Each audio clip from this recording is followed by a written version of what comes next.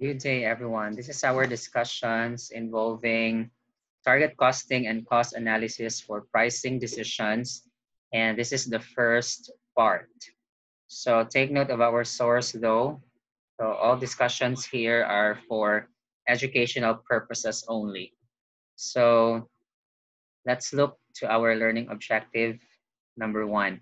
So actually it's not stated like a phrase or sentence. So clearly for this one, it will just be a matter of looking at the first slide after that or this, and then that will be the basis of our objectives. So we are going to look into the explanation as to what the major influences are on pricing decisions.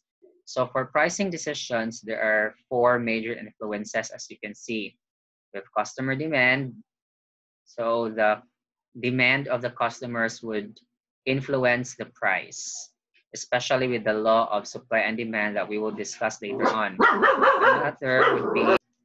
Another would be political, legal, and image issues. So still about the environment or external factors and the costs which are internal to the company. So these are the major influences that will be tackled exhaustively later on. Now for our second learning objective, we have how are prices set. So a while ago, if we just have to go back to that part, these are the major factors. So if we say customer demand, the law of supply and demand, remember we have just met this in our economic subjects, or for some it's really, or majority would be that this is like from a long, long time ago, but we all know that there's inverse relationship between the number of units expected to be sold, called demand, and the price. So if the demand really is high with the same quantity of available goods, or the availability is constant, then the price would be lesser. So there is an inverse or indirect relationship between the two. So vice versa, if the customer demand or the expected purchases of the customers would be lesser with the same availability or supply, then we are going to expect the prices would, of course, be reversed also. To be more specific about this one, actually for customer demand, it's really the relationship between the price and the quantity demanded. So price is a factor that would, of course, have impact on the quantity demanded by customers, or vice versa. We are going to look into the graph. It seems that when I discussed this part, it's like I reversed price vis-a-vis the quantity demanded, because the graphs actually do not actually encapsulate or do not really portray the functions or the relationships of the variables in mathematics. So you will get what I mean as to that particular input or point of view. However, what is clear is that when price would change, so that would result to a change in the quantity demanded. On the other hand, for competitors, well, we will have to check or benchmark as to the available prices in the market. So we can do benchmarking. And then if we are new in the market, we would be thinking that, shall we set a higher price or lower price with our products? Most especially if we are a new entrant in the market. So we might be thinking that we should be setting lower so that we can penetrate, and then we can adjust the prices later on. Another one would be political, legal, and image issues. So if, for example, it's easier for us to go into the market or penetrate, or easier requirements politically and legally speaking, and of course we do not spend much on the image or branding, so that would entail like lower costs, and with the lower cost here, it would have lesser prices. So I'm summarizing the impact of the said for major influences, because in the learning objective 2, so how our price is set, we have to look into the market forces. So prices are determined by the market, subject to costs that must be covered in the long run. So we all know that to simply price, that is going to be whatever will be the cost incurred if we are producing products. So we think of, for example, the traditional costs, which are direct materials or raw materials. Then we have the direct labor and the factory overhead. So those are the three components of the costs. And then if you are able to discuss already strategic management perspectives or meet them, there are also other costs that are involved. So in fact, for management accounting purposes, even the so-called research and development costs and expenses, even the cost of warranties are to be included. The delivery costs can be included in pricing, although those are not product costs to begin with. But then if you say product costs, by the way, those are the costs that are directly traceable to the product. So the traditional costs that we have known of, like direct labor, direct materials, and factory overhead.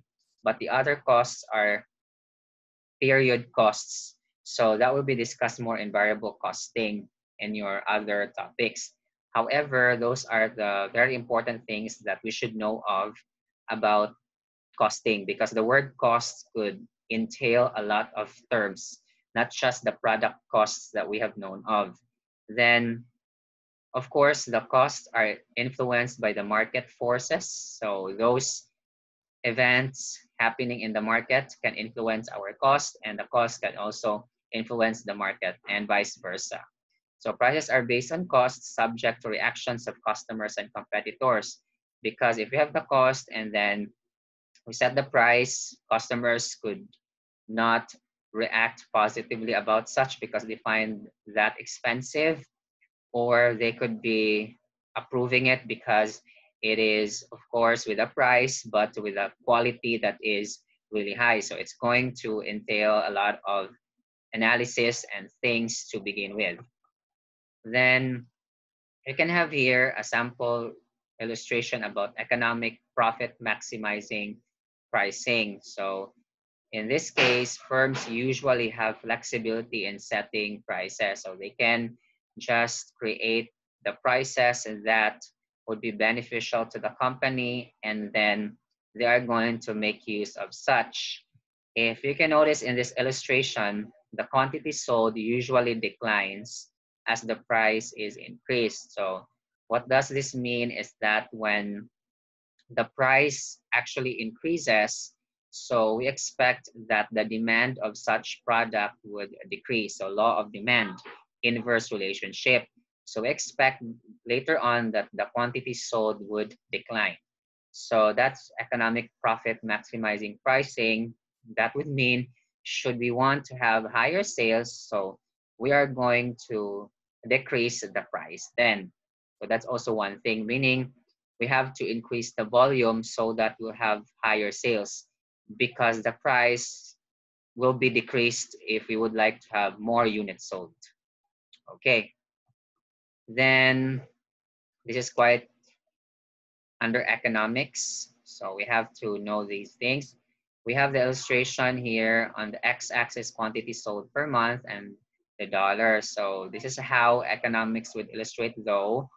But then let's connect, which actually means that if this is X, quantity sold per month is the independent variable, meaning the more quantities are sold, so the more revenues would there be in dollars. So this is the learning point of this particular graph. And then we can notice that this increases, curve is increasing throughout its range, but then later on it would decline. So this means that even if there are more and more units sold, but the total revenue would later on decline. So this is normal because people also would have already maximized their utilities and satisfaction of the product. So the law of diminishing marginal utility would come in.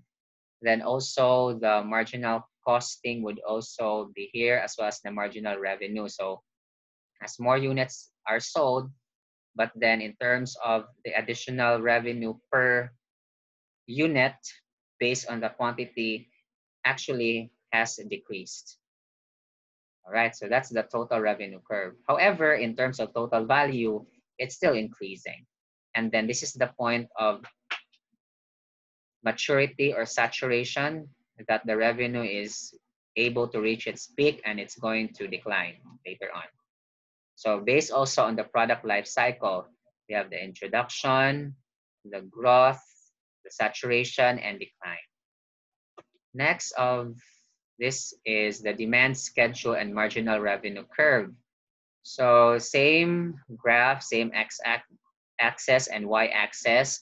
And then we have the following curves. Revenue per unit decreases as quantity increases. So, well, this means that with the revenue that is computed as a total, if we divide that with the number of units, the revenue per unit would actually decrease. So this is the point of like long run perspective, because a lot of things can change, even prices can change in the long run.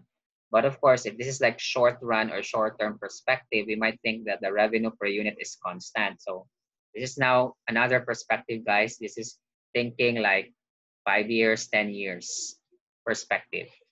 Then marginal revenue would decrease. Of course, is the orange curve, while the, let's say, yellow-green curve, the demand, sales price must decrease to sell higher quantity. Very true, as said a while ago. If we would like to have more sales, for example, in terms of units, higher quantity, we need to adjust the sales price to go lower. And for us to be able to have huge sales as a whole, we need to increase the volume of our goods. So we need to have higher quantity or units sold. Okay, hopefully that is clear. Next is the total cost curve. We can also notice that the cost would increase but at a declining rate. So also the marginal cost perspective, if we divide, for example, the cost incurred with the number of units produced or made in a month, then we will notice that the rate, the cost per unit would decrease. That's the marginal cost per unit. And then you must also take note that the cost is related to production. So that's why it is quantity made, but the revenue is related to quantity sold, so the sales. Then total cost increases at an increasing rate if we reach at a certain level here. So we can just notice the arrows. Then the marginal cost curve would show that the quantity initially would be lesser. So that's why there is like higher marginal cost, but would decrease as there are more units made. However, we'll reach the point that still the cost would increase despite we have produced more. So meaning at this point in time, economies of scale would be there. Economies of scale actually means that as more units are produced, then the lesser the cost per unit would there be. So considering fixed cost, meaning we have to pay for fixed cost of a certain quantity of product or service. But then as we go beyond this particular point and the dotted lines, so we will notice that the marginal cost still increases. Then determining the profit maximizing price and quantity would entail actually the point of intersection of the marginal cost and marginal revenue. So this is the point that the two items would be equal. So the marginal cost has been decreasing because of the economies of scale, but at this point would increase. Marginal revenue is really decreasing, meaning the additional revenue per unit would be decreasing. And then the point of intersection would be the basis of the quantity. And if we go to the demand curve above, of course, that's going to be above the marginal ones because the marginal revenues and costs are the additional. What the demand here is total demand. So that's why it is above them. And then should we extend the Q, the quantity made and sold? We assume that the two are equal. Then the price at this point will be the profit maximizing price. So this is the point we're in. The profit would be highest based on this price and this quantity. So if we multiply the quantity and the price, that will be the total revenue, and then deducted with the cost here and expenses, we get the highest profit possible. So this is the lesson of this graph. Then that's what I said about the quantity here and the price here. Profit is maximized where marginal cost equals marginal revenue, resulting in price and Q. Then also another illustration is the curve of the total revenue, yellow-green, and the cost. So it's like the cost initially is higher than the revenue because this is zero sale or zero units sold. So meaning cost would be higher because there are fixed costs, and then they would intersect here. They are at break even. And if we go beyond the break even point, if we say break even, this is the point where revenues would equal cost. If we go beyond that, this is now the profit region. So revenue is really increasing here. And then this is the point of like the peak of the revenue. And this is like the part of the maximized or optimal profit. So this is the part where the profit is really at its highest. And you can also notice here, which is very interesting, that there is a point that the total revenue would really decline now because we have already reached the point beyond the maturation or saturation or maturity. So the cost would be higher once again. So this is how things would go or look like in the long run. On the other hand, this is now again economics. We talk about price elasticity. So remember the formula of price elasticity is that it is change in quantity over change in price. So let's check what is the impact of any change on prices over the changes in the quantity. So this can be in a form of demand and supply, but the focus here is demand because we're talking about sales volume. Actually, the demand is elastic if ever any changes on the price would also have large negative impact on sales volume. So let's dissect. It's really large because there's a leap, like just slight movement of the price would have large movement of the sales. So this means elastic, like a rubber band.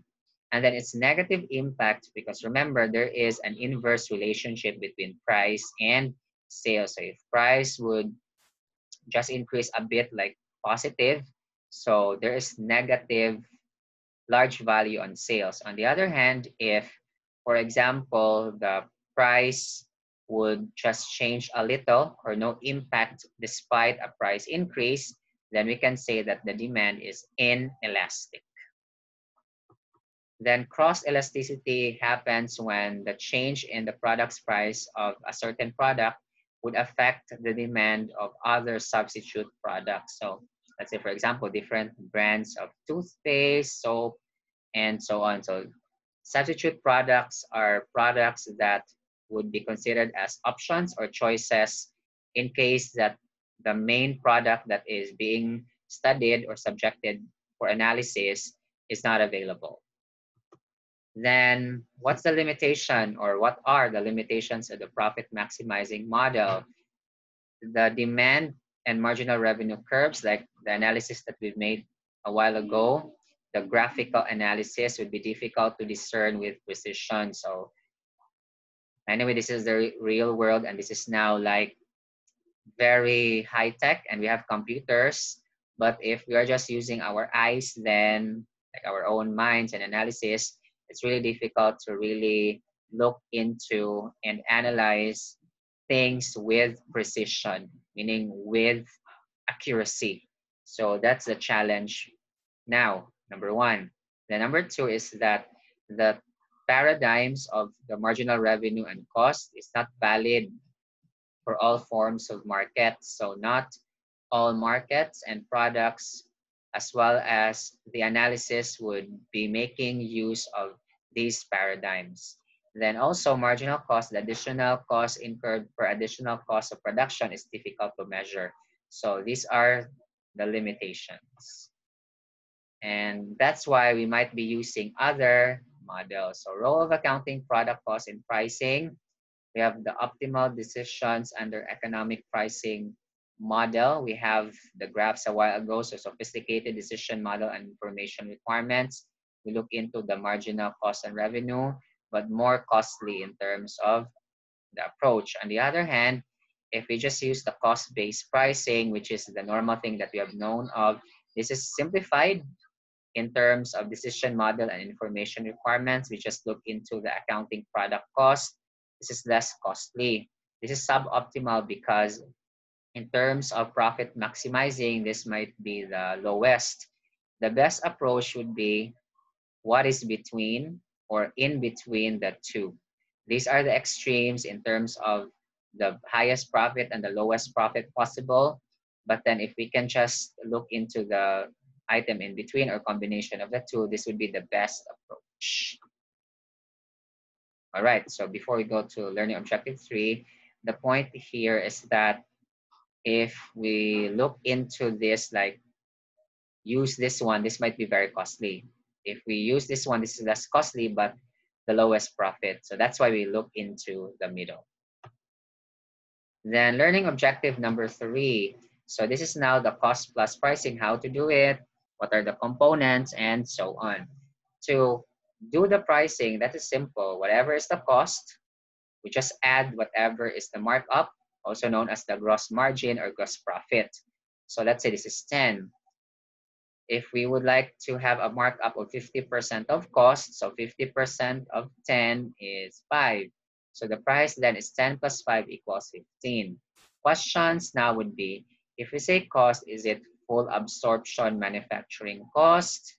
So this could be the questions. Variable manufacturing cost and so on. But let me just have a review or background about these items. If you say full absorption manufacturing cost, actually, the full absorption is if we are going to look into the so-called costing systems that we have known of under financial accounting. So cost accounting part 1 for certain courses, like for example, the traditional cost, direct materials, direct labor, and factory overhead. These are the manufacturing costs. And full absorption on that sense because we include all items, whether fixed or variable. So hopefully we have known also like which costs are fixed or variable. So fixed would be regardless of production, they are the same.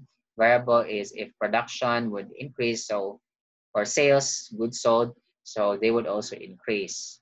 So again, if we say absorption, so all items from direct materials, direct labor, factory overhead, whether fixed or variable. On the other hand, if we say variable manufacturing costs, so only those items like direct materials, direct labor, and the fixed factory overheads will be considered because they're manufacturing costs, but only the variable, exclude the fixed. On the other hand, there could be like total cost, even the expenses, selling, administrative, or only the total variable costs, including selling, administrative, and many more. So these are not like the exclusive list. There could be many more. What is the point here is that we can do whatever basis would we like to. So there is no like stopping point. Then cost plus pricing as an example. So we have here the variable manufacturing cost and the fixed. So we have the full absorption manufacturing cost as said a while ago. Then selling, administrative, both variable and fixed would be the total cost. Anyway, whatever is the basis, we just have to use that. And then we are going to include that as part of our margin because the margin or the markup could be based on any of these items. So going back here, whatever is the basis, that would be the cost here. But the cost here would be the total of all the costs. So whether that's going to be like the cost that we have known of for production or the expenses that we have known of. I hope that is clear. Then anyhow, so let's have an example here. For markup on variable manufacturing costs only, so we have here the $400 multiplied by, let's say, a markup percentage of 131.25%. So we multiply and we add the 400. This is now our price that we have known of. So in other words, the basis here is the variable cost. And then the markup percentage is obtained actually by getting the difference of the targeted price. Let me go back to the previous slide here.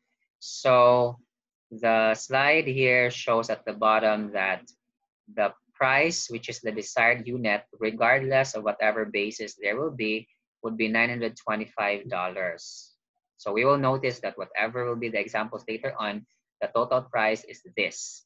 So if the basis is 400, 925 minus 400 is 475. You can calculate that.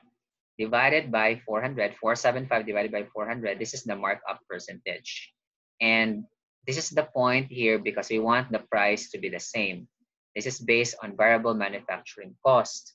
Although if another example could be that there is a markup percentage, so that's why I said the cost here that we are going to look into would be the total cost here 800, and then we add the other items that we would like to have as markup and whatever is the basis.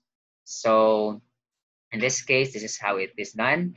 Then with the same price, and the basis now is the total variable cost. As the cost base increases, the required markup percentage declines because this means that the markup then becomes lesser, which is the difference of the price and the cost that became higher or that becomes higher. So a while ago, that's 131.25%. It goes lower to 105.56%. And if we go like even higher for full manufacturing cost, $650, that actually reduced to 42.31%. The difference is like 925 minus 650, that's 275 divided by 650 equals 42.31%. So you can do the math, guys. You can use your calculators then. Then another one is total cost. So this is the least markup percentage at 15.63%. Okay, so what are the advantages and disadvantages of the two formulas then for absorption cost pricing formulas? Advantages would be the price covers all costs.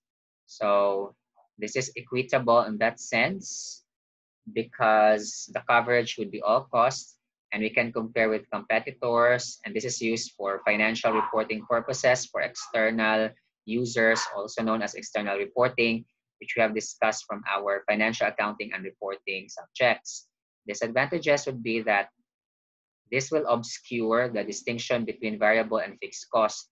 If we just combine all costs without distinguishing variable and fixed, then this would not be advantageous for analysis of the managers. Managers would like to know like which cost would change and which cost would not change regardless of production.